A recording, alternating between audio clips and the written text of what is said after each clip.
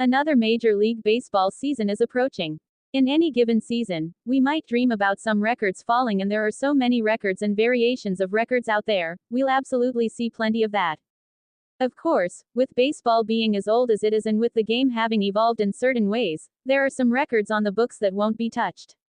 I'll now attempt to run through some of the more mainstream records that will not be broken anytime soon, and I'm actually comfortable with saying they will never be broken. Presenting a non-exhaustive list of some of baseball's more fun unbreakable records.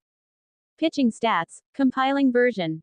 There are some really obvious pitching records that will never, ever come close to even being threatened due to how the game has evolved over the years. Just look at these. Another Major League Baseball season is approaching. In any given season, we might dream about some records falling, and there are so many records and variations of records out there, we'll absolutely see plenty of that. Of course, with baseball being as old as it is and with the game having evolved in certain ways, there are some records on the books that won't be touched. I'll now attempt to run through some of the more mainstream records that will not be broken anytime soon, and I'm actually comfortable with saying they will never be broken. Presenting a non-exhaustive list of some of baseball's more fun unbreakable records. Pitching stats, compiling version. There are some really obvious pitching records that will never, ever come close to even being threatened due to how the game has evolved over the years. Just look at these. Single season complete games. 75, Will White in 1879. The starting pitchers who are fortunate enough to avoid injury and be in a top spot in a rotation these days take 33 starts. Double that and complete every single start, and we're still pretty shy here. On that note, career complete games. 749, Cy Young. For some context, Jarrett Cole is 34 years old and has been in a rotation since he was 22. He's made 317 career starts. He has 8 complete games. Single season wins. 60, Old Hoss Radburn in 1884. Again, full-time starters get the ball 33 times nowadays if they're lucky. Career wins. 511, Cy Young. The active leader in wins is Justin Verlander with 262. He is 41 years old and might not even get to 270. Single season innings pitched. 680, Will White in 1879. Logan Gilbert worked 208 and 2/3 innings last season to lead the majors. I realize that MLB is trying to get the starting pitcher to take on more workload and make them more of a main character, again, but 680. Career innings pitched. 7,356, Cy Young.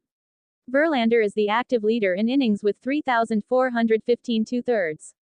Max Scherzer is second with 2,878. Combine them and it's still not even close. For further context, Nolan Ryan pitched in parts of 27 seasons and was a workhorse, completing his own start 222 times. He still finished nearly 2,000 innings short of Young with 5,386 innings in his career. Single season strikeouts. Matt Kilroy, 513 in 1886. Tariq Skubal was the MLB leader with 228 last season. I think we'll see 300 again, but over 500 is outrageous. If we wanted to go to the modern record after the mound was moved back to 60 feet, 6 inches, it was Ryan with 383 in 1973, and I'm not taking that one off the table, even if it feels like a big stretch right now. Career strikeouts. 5,714, Ryan. I don't think anyone is going to get there, even though strikeouts are exploding these days. See above on the innings pitched.